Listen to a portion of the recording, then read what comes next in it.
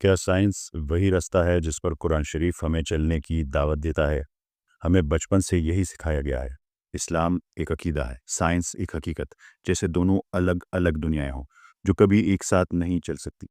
لیکن ذرا ٹھہریے، اگر میں آپ سے کہوں کہ سائنس تو وہی راستہ ہے جس پر قرآن شریف ہمیں چلنے کا حکم دیتا ہے، آپ یقیناً حیران ہوں گے۔ آئیے میں آپ کو آسان انداز میں سمجھاتا ہوں۔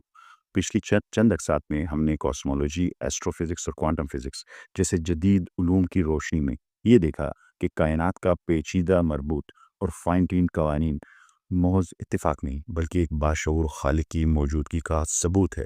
اب سوال یہ نہیں کہ کیا کوئی خالق ہے، بلکہ یہ ہے کہ خالق تک پہنچنے کا کون سا راستہ ہے؟ کیا اسلام واقعی خالق تک پہنچنے کا سچا راستہ ہے؟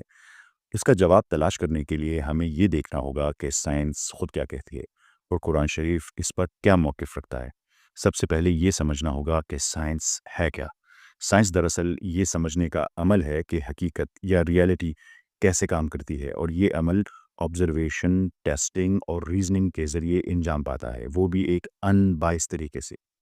سائنس کا پورا ڈھانچہ ان چار بنیادوں پہ کھڑا ہے، یعنی ان بائس، دوسرا آبزرویشن، تیسرا ٹیسٹنگ اور فورتھ ریزننگ یا انٹلیکٹ۔ اب سوال یہ ہے، کیا قرآن شریف انہی اصولوں پر زور دیتا ہے؟ آئیے ایک ایک کر کے ان کا تجزیہ کرتے ہیں۔ سب سے پہلے what does unbiasedness means?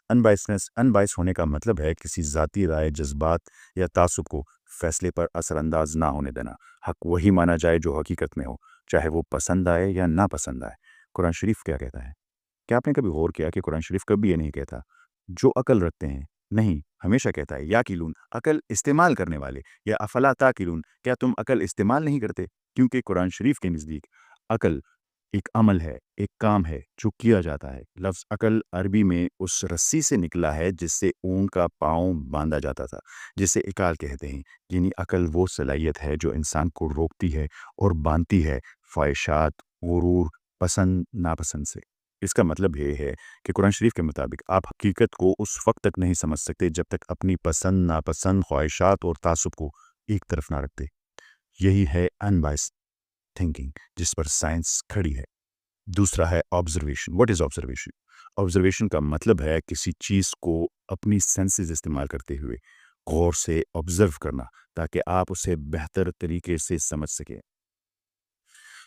اب آئیے جانتے ہیں کہ قرآن شریف کیسے ہماری سینسز کو علم کی کنجی بتاتا ہے۔ سورہ نحل کی آیت نمبر 78 ہے، جس کا ترجمہ ہے، اور اللہ نے تمہیں تمہاری ماؤں کے پیٹوں سے نکالا جب تم کچھ نہ جانتے تھے، اور اس نے تمہارے لیے کان، آنکھیں اور دل بنائے تاکہ تم شکر ادا کرو۔ سورہ حج کی آیت نمبر 46 ہے، جس کا ترجمہ ہے، تو کیا ان لوگوں نے